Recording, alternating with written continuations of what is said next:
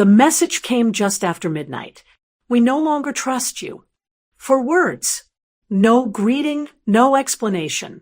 Just a sentence that sliced through the dark like a knife.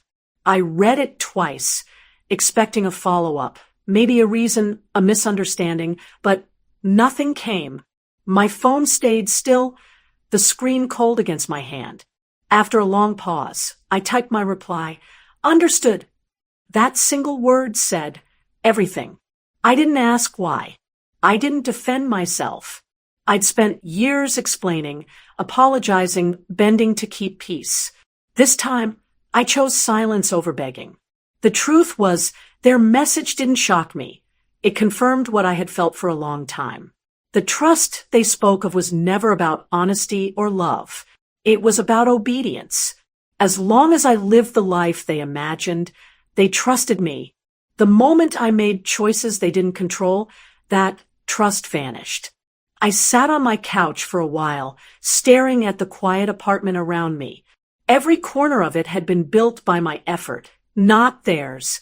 Still, part of me wished they'd call, to say they didn't mean it. But no call came. So I did what I hadn't done before. I let it be. I didn't write long explanations or try to fix anything. I just accepted it. Because maybe that's what they never understood. Trust works both ways. And they'd broken mine long before sending that text. By the time I turned off my phone, I wasn't angry, just clear. That night, I realized something. When someone cuts you off to control you, silence is the strongest answer. Tomorrow, they'd expect guilt. They'd expect regret. But what they'd get instead was peace. Morning light spilled into the room, but my phone stayed face down. No calls. No texts. For the first time in years, I didn't feel the urge to check.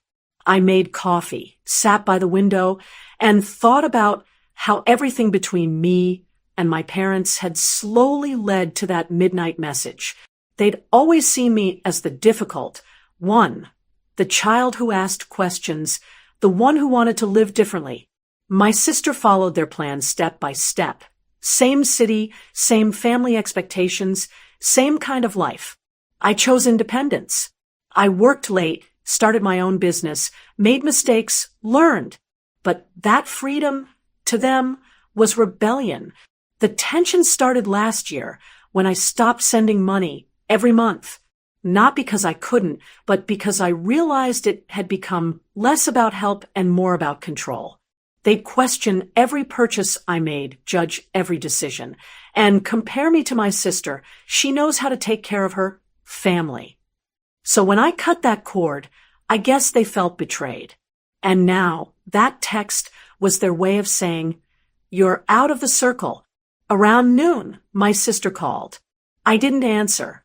She texted instead, "What did you do this time?" "Mom's been crying all morning." I stared at that message, half angry, half tired. It was always that way. I was the villain, they were the victims. No one ever asked what I went through, how it felt to be blamed for choosing my own life. Later that evening, a relative called to check on me. She spoke in that fake soft tone people use when they've already picked sides. "Maybe you should apologize, Beta. Parents are parents, after all." I smiled faintly and said, "Sometimes love isn't about obedience. It's about respect." And they've forgotten that. That night, I sat down and looked through old photos, family trips, birthdays, dinners filled with laughter. It hurt to realize how far we'd drifted. But beneath that ache, I felt something new, calm. The silence between us wasn't empty. It was speaking loudly. It was saying, "I'm no longer living by guilt." Then, out of nowhere, a knock echoed through my apartment door. Slow, deliberate. I froze, heart racing.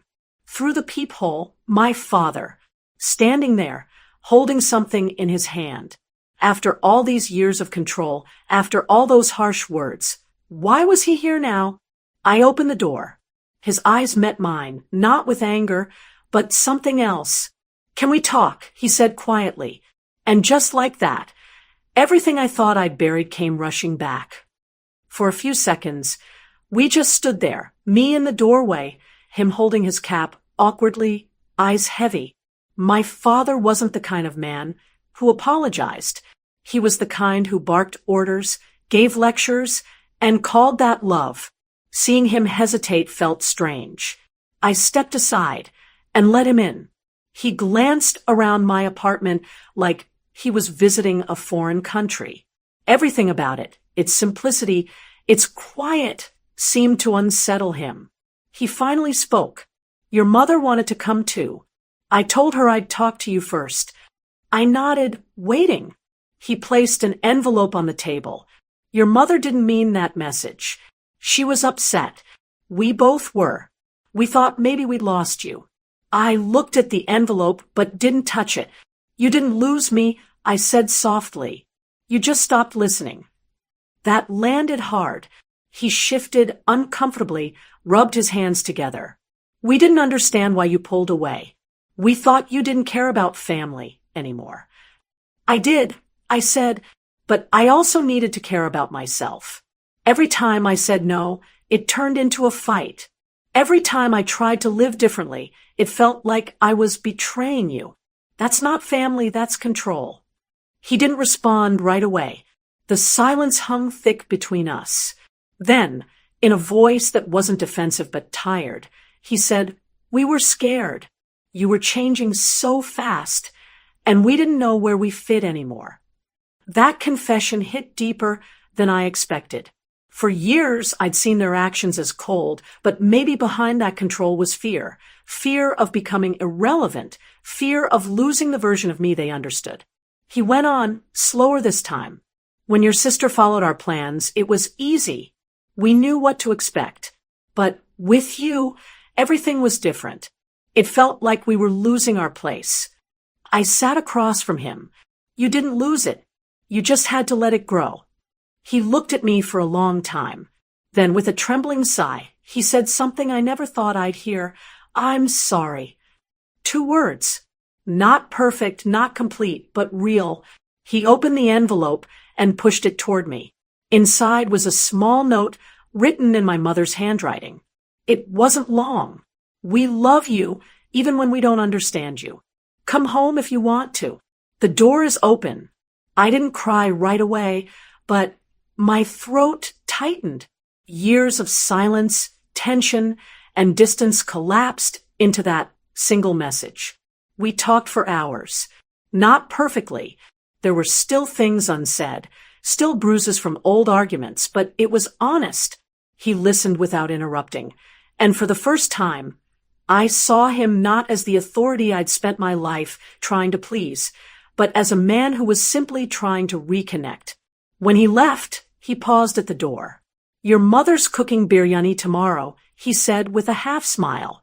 "Maybe you can stop by?" I smiled back. "Maybe I will." After he left, the apartment felt different. Not emptier, but lighter. I picked up my phone, opened the old chat with my parents, and typed just 2 words, "Coming home." No long explanations. No emotional speeches. Just peace. Because sometimes forgiveness isn't about saying everything's fine. It's about deciding to stop carrying the weight of what went wrong. And that night, as I turned off the lights, I realized something powerful. Trust, once broken, can be rebuilt, not by pretending nothing happened, but by both sides finally choosing to listen. The message that once ended everything had become the start of something new.